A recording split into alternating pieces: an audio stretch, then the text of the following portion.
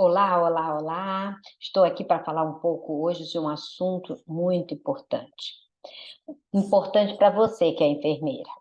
Meu nome é Márcia Moretti, eu sou doutora pela Faculdade de Medicina da USP e quero falar um pouquinho especialista em dor há mais de 17 anos. Quero falar para você, enfermeira, como fazer uma sistematização de assistência de enfermagem, uma SAI, para o paciente com dor crônica. Isso mesmo, parece ser simples, mas eu quero compartilhar com você como eu faço, ou como eu ensino hoje as pessoas a fazerem nos meus treinamentos. Mas antes disso, eu queria te pedir um favor, um grande favor. Se inscreva aqui no canal meu do YouTube para receber as notificações. Toda semana eu coloco aulas com conteúdos bastante importantes, que muitas vezes a gente não consegue passar nas nossas redes sociais, que vão ajudar você, enfermeira, a ter um conhecimento em dor, poder transformar sua carreira, com dicas e conteúdos bastante densos. Então, vamos lá, né? Sem maiores delongas, vamos lá começar a falar. Vamos começar a falar sobre a sistematização da assistência de enfermagem, né? Né? Tá aqui, vamos lá. Vamos lá.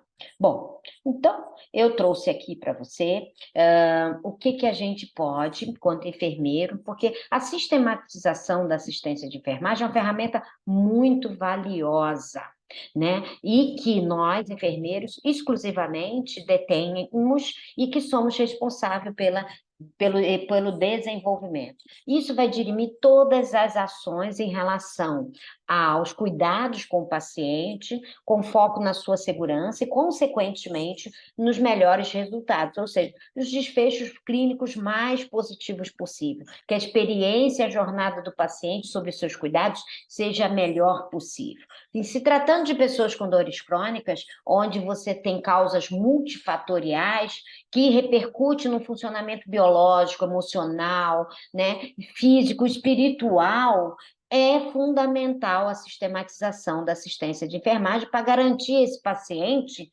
um melhor cuidado e um profissional de excelência, que eu tenho certeza que você está aqui por isso. Então, vamos lá. Quando eu comecei, lá atrás, mais de 30 anos no banco da escola, lá da faculdade, né, da escola de enfermagem, eu comecei a entender o processo de enfermagem inicialmente pela Wanda de Aguiar Horta, né? O processo de enfermagem, a sistematização, a primeira vez que eu tive contato.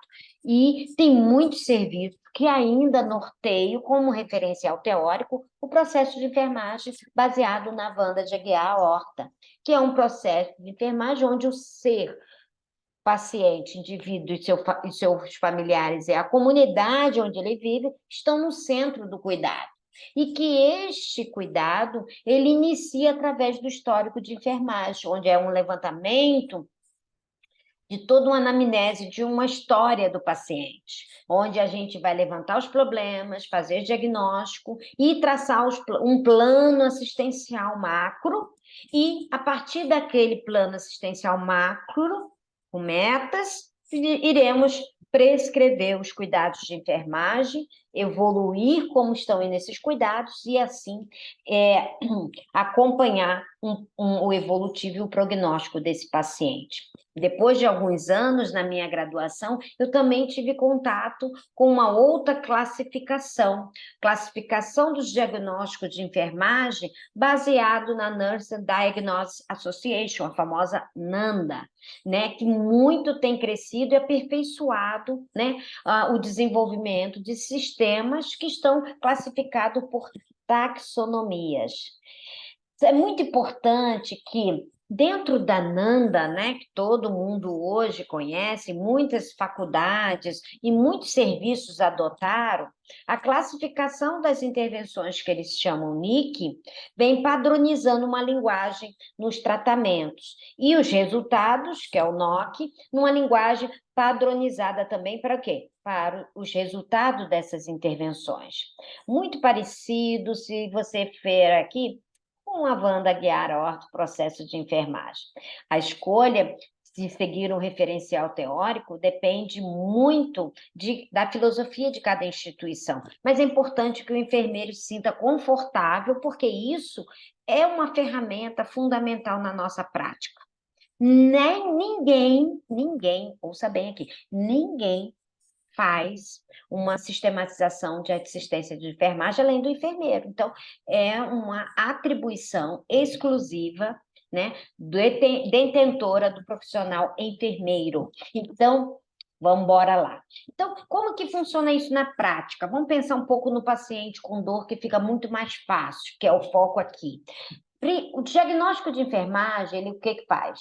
Você identifica o problema e você direciona o quê? Uma assistência para atender aquela dificuldade, aquele sintoma, aquele desconforto, aquela intercorrência, enfim. Com isso, você vai fazer o quê? Vai desenhar um plano de cuidados, uma prescrição de cuidados, daquilo que deve ser executado para que atenda aquela necessidade daquele diagnóstico que você identificou. Pensando aqui, a gente vai exemplificar. Como, por exemplo, eu tenho um paciente que chegou do centro cirúrgico, por exemplo. Eu vou lá identificar se aquele paciente, através do meu exame físico, da minha avaliação, se ele está com dor ou não. Se ele está com uma dor, ela é aguda ou é crônica? É um diagnóstico de enfermagem. Qual é o foco do problema dele? O que realmente ele está, estou avaliando, ou ele está verbalizando, que pode ser um problema em que vai demandar um raciocínio clínico para que eu possa ter uma tomada de decisão. Veja como isso envolve tanta ciência, e a enfermagem, como a ciência do cuidado, tem tudo a ver com a sistematização. Por isso que somente o enfermeiro que pode fazer. Temos também a possibilidade de um diagnóstico de risco. Por exemplo, pensando na área de dor, você tem um paciente que teve uma queda, ele sofreu um trauma.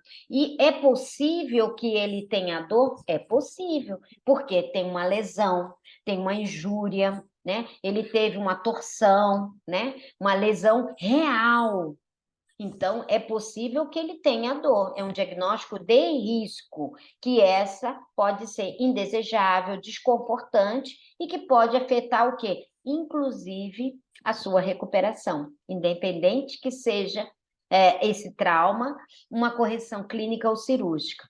Perceba que, para que a gente possa ter uma sistematização, independente do modelo que a gente escolha ou a instituição defina, padronize, sempre vai ser baseado em teorias e ciências, raciocínio clínico, tomada de decisões, avaliação, planejamento, implementação e reavaliação. É um ciclo contínuo e que permeia todos os profissionais envolvidos na assistência de enfermagem. Então, veja, o enfermeiro, ele é realmente que faz todas essas amarrações, mas não é somente ele que manuseia, que interage com a sistematização. Todos os profissionais de enfermagem. E se você não valorizar a sua sistematização, ninguém vai valorizar. Então, você tem tanta ciência, tem tanto conteúdo técnico-científico, vamos colocar isso para fora, para o papel, e vamos garantir a segurança do nosso paciente através da sistematização. Então, isso é muito importante, porque raciocínio clínico, julgamento clínico, vai fazer você um profissional de excelência para que você tome a decisão, né, a mais assertiva em prol do seu paciente. Um paciente pode relatar dor ou mostrar agitação ao mesmo tempo em que apoia uma parte do corpo. Então, o enfermeiro vai o quê? Reconhecer o desconforto dos indivíduos com base no quê? No seu relato e no seu comportamento de dor. O corpo fala, não é só o que o paciente diz. Então, o diagnóstico de enfermagem, ele costuma ter duas partes. Ele é um descritor ou modificador, ou o foco do próprio diagnóstico, de forma assertiva. Ele falou, saiu do centro cirúrgico, estou com dor. Já é um diagnóstico, né? Assertivo, dor aguda. E isso vai fazer com que, a partir do diagnóstico, demande todas as ações adiante. Os diagnósticos de enfermagem, eles têm características definidoras, que são sinais, sintomas, aquela evidência. Eu estou com dor de intensidade 10 de acordo com a escala numérica. Isso é um diagnóstico, uma característica definidora desse diagnóstico que eu fiz, que é dor. Ou eu posso, e juntamente com esse diagnóstico, eu vou ter também o quê? Os fatores relacionados. O que está causando aquela dor? Está relacionado a um gesso apertado em decorrência da cirurgia ortopédica que ele fez, por exemplo, é o que veio agora. Então, perceba que isso tudo vai fundamentar o seu diagnóstico. Ou até mesmo, como eu citei, tem fatores de risco, ou seja, vulnerabilidade que pode expor esse paciente a ter dor. Às vezes, ele está com gesso, ele não está com dor nesse momento, mas isso pode, quando ele começar a fisioterapia, gerar dor, então é um fator de risco. Ok? Então, isso também é importante a gente ter ideia. Aqui eu só fiz um remember aí do que tem na NANDA de dor aguda, né? O diagnóstico, a sua definição, característica definidora, seus fatores relacionados, que é interessante e que muitas vezes você não precisa saber tudo isso na risca, não. Não, porque com o raciocínio clínico, com a sua base técnica científica, é capaz de você fazer essas conexões e interações. Aqui algumas características definidoras relacionadas na NANDA que tem hoje, quando cita a dor aguda. Alguns fatores relacionados, assim como as outras características definidoras. Quando fala de um outro diagnóstico comum na área de dor, é a dor crônica. E o NANDA vem trazendo também os fatores relacionados, as populações de risco, que hoje estão, a ciência nos mostra, os estudos científicos dessas populações de risco que nós devemos o quê? Respeitar, avaliar, ter conhecimento para poder customizar o nosso cuidado cada vez mais. Condições associadas, e também tem um diagnóstico que foi aprovado em 2013, o último, síndrome da dor aguda, que é aquela dor recorrente que a gente chama de uma dor hoje disfuncional, né? Com suas características definidoras e com seus fatores relacionados também. E a partir daí, definir o meu diagnóstico, e hoje, dentro dos prontuários eletrônicos, no ambiente hospitalar, isso às vezes já está dentro até. E é muito mais fácil hoje, você não vai precisar escrever tanto, mas sim, às vezes, apenas colocar tique, né? Dar um cheque em quais diagnóstico, características definidoras e fatores relacionados, de acordo com o perfil de população que você atende. A mesma coisa com o NIC, que são os sistemas de intervenções de enfermagem, que é elaborado justamente o quê? O que a equipe de enfermagem vai precisar ter atenção, ter que orientar, realizar, fazer, supervisionar, para que o paciente possa ter a sua experiência no seu serviço mais satisfatória possível. Essas intervenções todas também exigem documentação, como toda sistematização, onde a gente tem que ter um canal de comunicação entre o profissional e o paciente, ele precisa saber quais intervenções você, enfermeiro, inclusive por experiência própria, eu sempre gosto de desenhar, de desenvolver as intervenções, validando com o paciente o que vai ser feito, até para que a gente tenha uma maior reciprocidade, para que a gente individualize e a gente tenha um retorno mais positivo possível. Aqui é um modelo de cuidados para alívio ou redução da dor a um nível de conforto que seja aceitável para o paciente. Por isso, a dor é extremamente subjetiva. Por isso que, às vezes, as pessoas acham tão difícil uma sistematização para um paciente com dor, porque você precisa ter o entendimento e o conhecimento de dor. Então, por isso que eu estou aqui no YouTube, e eu quero ajudar você a aumentar a sua régua de conhecimento de dor, sua régua ascendente, né? A sua curva ascendente de conhecimento em dor, para que você possa oferecer uma sistematização de melhor qualidade, para que você possa atender as necessidades do paciente. Então, aqui são inúmeras, não são todas que você vai usar. Eu trouxe alguns exemplos que hoje tem na literatura de prescrição de cuidados de enfermagem ao paciente com dor. E a partir dos cuidados, a gente tem que avaliar, né? Vamos avaliar se foi feito, como que o paciente respondeu, qual que é a maior dificuldade, aquilo não foi feito por quê, ou porque ele não quis, não gostou, não teve resultado. Então, o NOC, que é a classificação dos resultados de enfermagem, a gente precisa acompanhar através da evolução.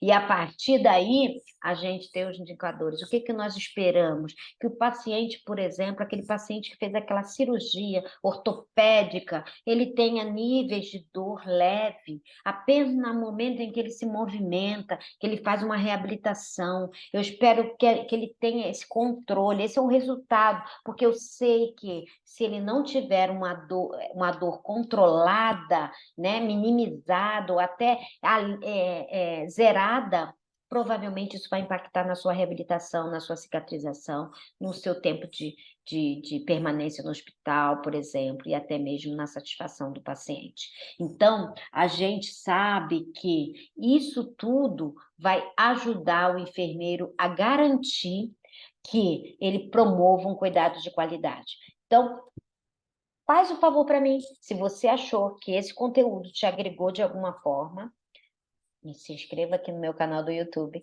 Toda semana o sininho vai dizer para você: tem vídeo novo da Márcia lá, Márcia da Dor, tem vídeo novo. Além de que eu falo sobre muitos outros desafios do enfermeiro. Sabe por quê? Porque o meu propósito é transformar a vida dos enfermeiros, alavancar e ele ter uma vida de abundância. Então, vem comigo e até a próxima.